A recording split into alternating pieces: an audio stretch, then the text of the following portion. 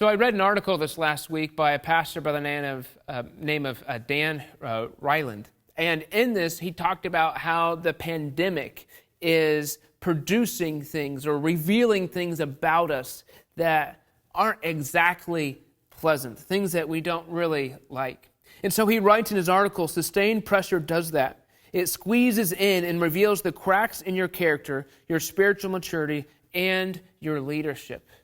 Wherever you are, the pandemic is causing things in your life to surface. Maybe you thought you had dealt with those things. Maybe you thought those weren't issues anymore, or maybe you didn't even know about those issues. But those things are surfacing. They're coming into our lives. So my question for you is, what is the pandemic revealing about you? You know, if we take a moment to step back and look into our lives and say, what is happening? What are my reactions? What are my emotions? How am I processing all of what is happening? How am I treating other people? How am I reacting to things that aren't exactly positive in my life? Now, I'm not saying that you have to rework yourself completely. Maybe you do, but I'm not trying to impose that upon you.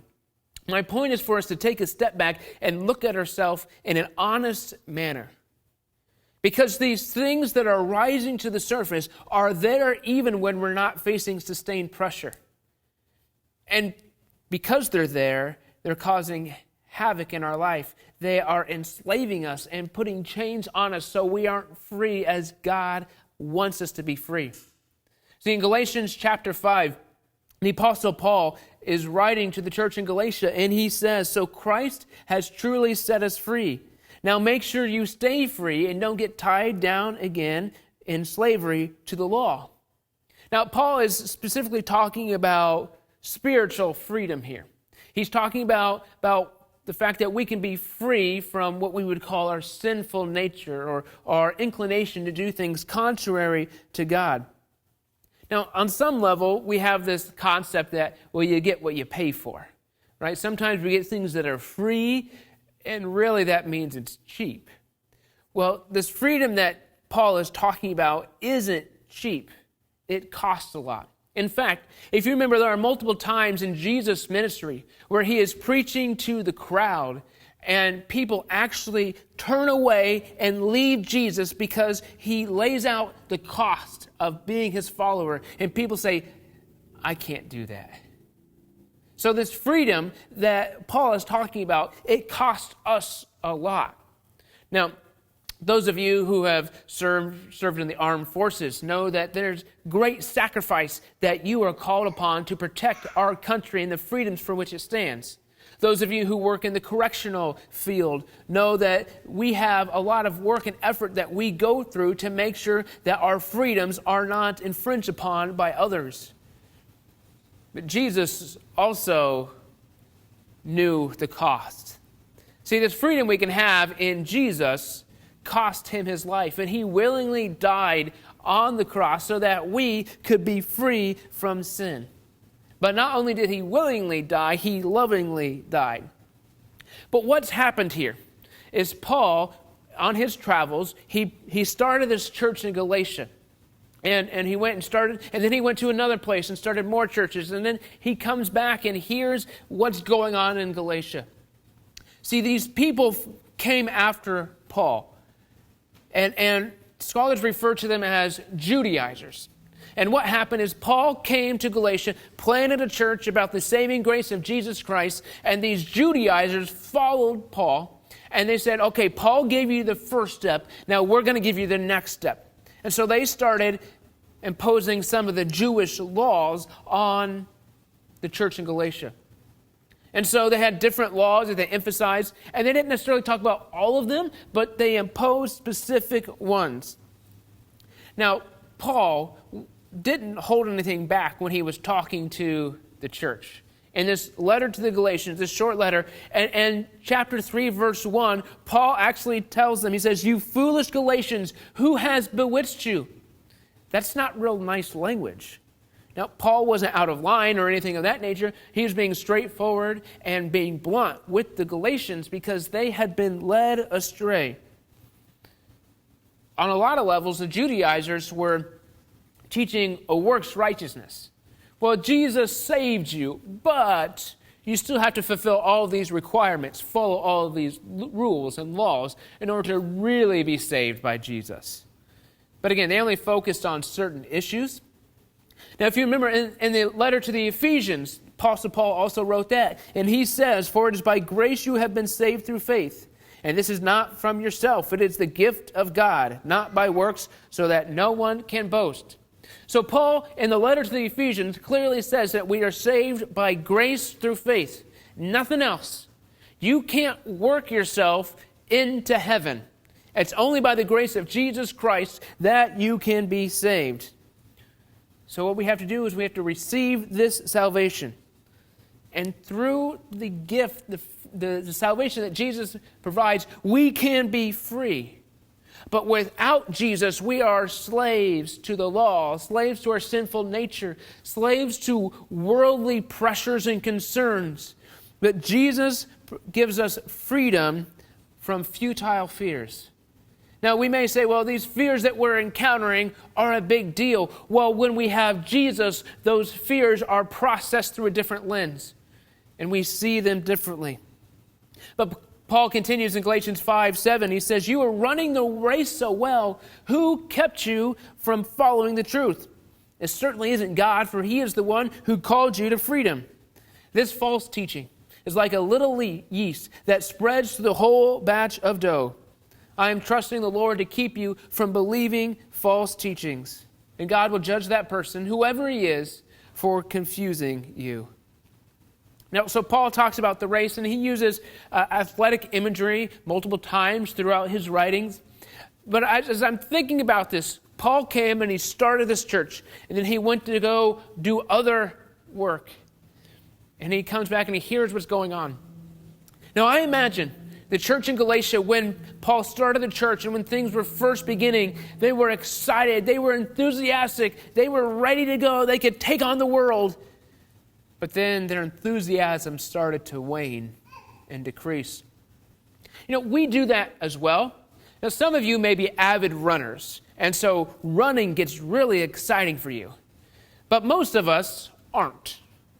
Most of us, maybe we get this mindset that, I'm going to start running. And so we start running. And then we get about 100 feet down the road, and we're like, well, this is a bad idea. Now, maybe that's an extreme case. But we see that we get enthusiasm when we start something, whether it's something like exercising or dieting or a new job. It's exciting. But then our enthusiasm gets less and less and less. See, it's hard to persevere.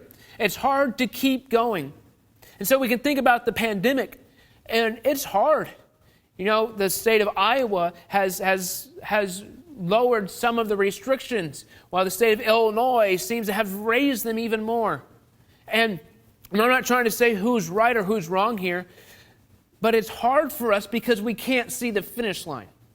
If we knew when these restrictions would end, if we knew when the pandemic would be over, that might give us a little bit of encouragement to say, I can persevere until then. But right now, we have no finish line. We don't know how long it's going to take. And so what happens is we get in this mindset of worry and fear, of anxiety, of uncertainty, and we begin to take our eyes off Jesus. When the pandemic started, you were probably thinking, we can do this. This is going to be okay. We're going to get through this. It's going to be good. We're going to be safe. And then we're going to go back to whatever the new normal is. But the longer it goes, the more difficult it is to keep our eyes on Jesus. And so we can think of things like our mental health or our physical health and how they are consuming us. Our relationships are different. And some of that corresponds with the fact that we have political differences with other people of how things should or shouldn't be handled. Then we have things like our finances or our job status. Worry, anxiety, frustration are creeping into our life. And probably at some point you have had some type of annoyance in your life. We're getting annoyed with things that we weren't getting annoyed with beforehand, but now they're bothering us.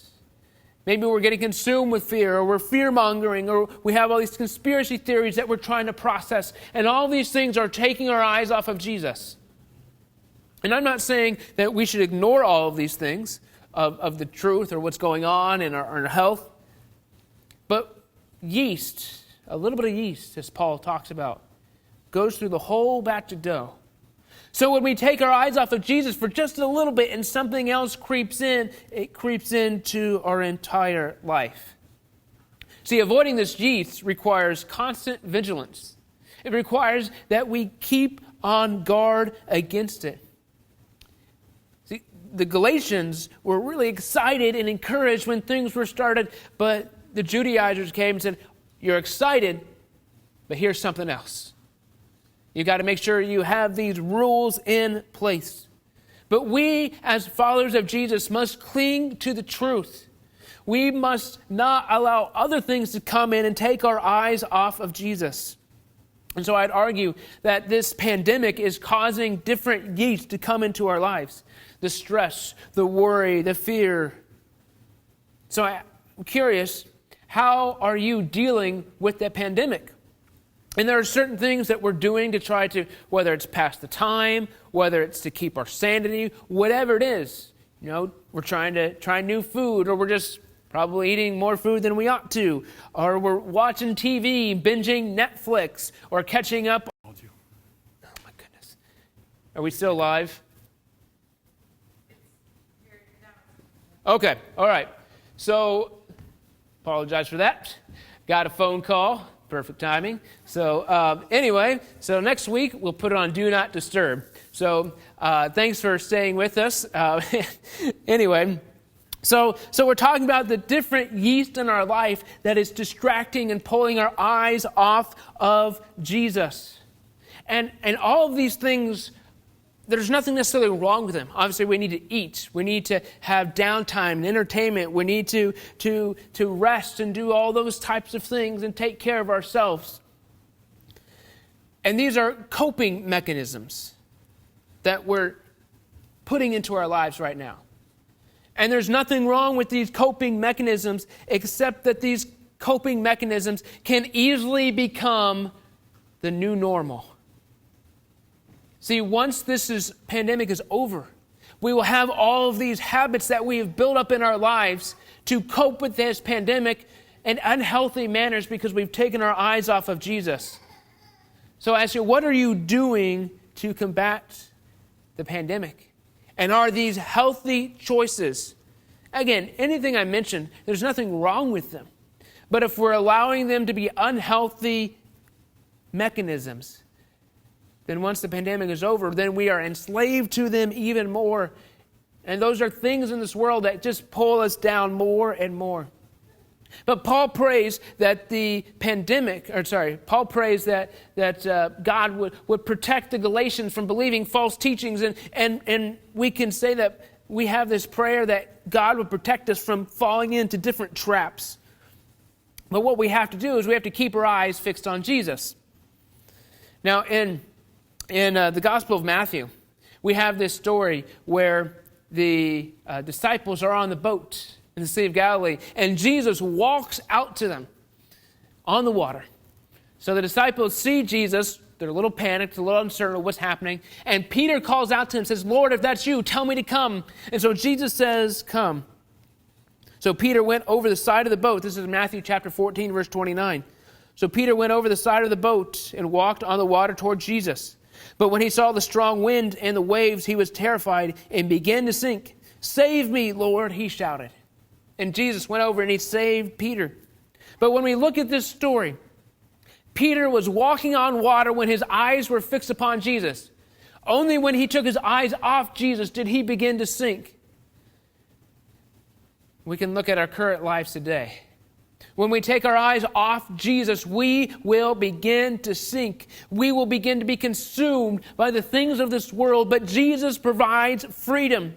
He will protect us. He will keep us from being bound by these things that try to enslave us.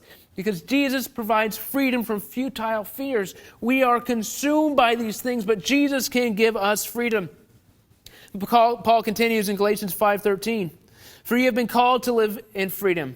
But don't use your freedom to satisfy your sinful nature. Instead, use your freedom to serve one another in love. For the whole law can be summed up in one command: love your neighbor as yourself. But if you are always biting and devouring one another, watch out. Beware of destroying one another. So we have this freedom that Paul again tells us we are called to. We're not bound by rules or restrictions or laws. We're not bound by worldly cares. We are bound by the grace of Jesus Christ. Now in Romans 6, Paul has already said, now you are free from your slavery to sin, and you have become slaves to righteous living. Now, to say we are becoming enslaved to something else is almost like we're exchanging one thing for another and not really gaining anything. But this freedom that Jesus gives us is freedom from things that would destroy us, things that want to make us fall, things that would hinder us. But we can be free in the sense that we can live the most fulfilled life now. We can be free from anything that is contrary to God. And we can be empowered to live for Jesus, because Jesus provides freedom for futile fears. Now, we're naturally inclined to live contrary to God. This is not to say we're terrible people. This is not to say that we are morally bad, but to say that we want to do our own thing. See, our desires aren't intrinsically bad. The desire to eat is good. It's God-given. The desire for relationships is good. It's God-given. But fulfilling desires apart from God is when they become sinful. See, one of the things, emotions we have is we have fear. Now, fear of putting your hand in a fire is good because it prevents you from getting hurt. It makes sense. We don't do that, so our body continues to remain well. But when we process fears without God, that's when they become dangerous. When we try to process and deal with the fear of something like this pandemic, then it can be overwhelming. It can consume us. It can push us to habits and vices that aren't good. Because when push comes to shove, we have to realize that surviving life is not the point. The point is honoring God and living for God and allowing Jesus to work in and through us. Because if the point is just about the here and now, we're going to miss eternity. But if we focus on the eternal life that Jesus has given us, the here and now is processed differently. So when Paul says we are to serve one another in love, he shows us how this gospel message is active, how it's moving forward, how it is a message that shows us we can do something here and now, and what we do here and now matters. So I wonder, how are you serving others? What does it look like in your life to serve others now? But too many times we focus inwardly. We focus on what's in our lives, and the worries of this world begin to consume us when we focus inwardly. We just focus about me. How can I thrive? How can I survive? How can I succeed? How can I do things? How can I be protected? Inwardly focused mentality is slavery to sin. But Paul talks about the greatest commandment. The law can be summed up in this one verse: love your neighbor as yourself. Well, Jesus has already summed up the law for us in Matthew chapter 23, 22, 37 to 40. He is talking to the religious leaders, and they ask him, what is the greatest commandment? And Jesus says, you must love the Lord your God with all your heart and all your soul and all your mind. This is the first and greatest commandment. A second is equally important: love your neighbor as yourself. The entire law and all the demands of the prophets are based on these two commandments. We love God, and when we love others. See, when we focus on God, everything else falls into place. When our focus is off of God, things become distorted. We worry about things that maybe we shouldn't, or we shouldn't worry about them to that level. And we get consumed by all these fears, all these anxieties. But when we love God, we are moved to love others. If we love God, we will love others. Those go hand in hand. You can't love God without loving others. And when we live in a world and community of love, it is freedom. But Paul ends that section by talking about, we're humans. We're going to have times when things aren't well. We're going to have biting and devouring and destruction in our lives. And when we have those things, we need to watch out. So when we're talking about envy, strife, bitterness, those types of things are dangerous. But right now we have fear, anxiety, worry, and they're boiling up to the surface, and they're causing us to maybe act in ways that we normally wouldn't. And they're revealing things about us that aren't exactly what we would like them to be. These are worldly things that Jesus says, I will give you freedom from them. The pandemic is highlighting character flaws in our lives. Now, my point is not to berate you. My point is not to say how terrible we are or have become. But we need to honestly evaluate our lives. What is causing you to take your eyes off of Jesus? I've seen many posts on how people are or aren't handling the pandemic, and I'm not trying to say you should do it this way or do it that way. But the only way our fears, our frustrations, our anxieties, or anything else will be processed and dealt with properly is if we have our eyes firmly fixed on Jesus. Anything short moves us to futility. It moves us to despair. The false teachings the Galatians received was on following a list of rules. But we have other external things that are coming into our lives that are trying to enslave us and take us away from Jesus. We must continually guard ourselves from anything that is contrary to Jesus. This pandemic is wreaking havoc in our world. But with Jesus, we don't have to be consumed by it. We don't have to allow that to just continually drag us down, because Jesus provides freedom from futile fears. And when our eyes are fixed on Jesus, everything else dissipates.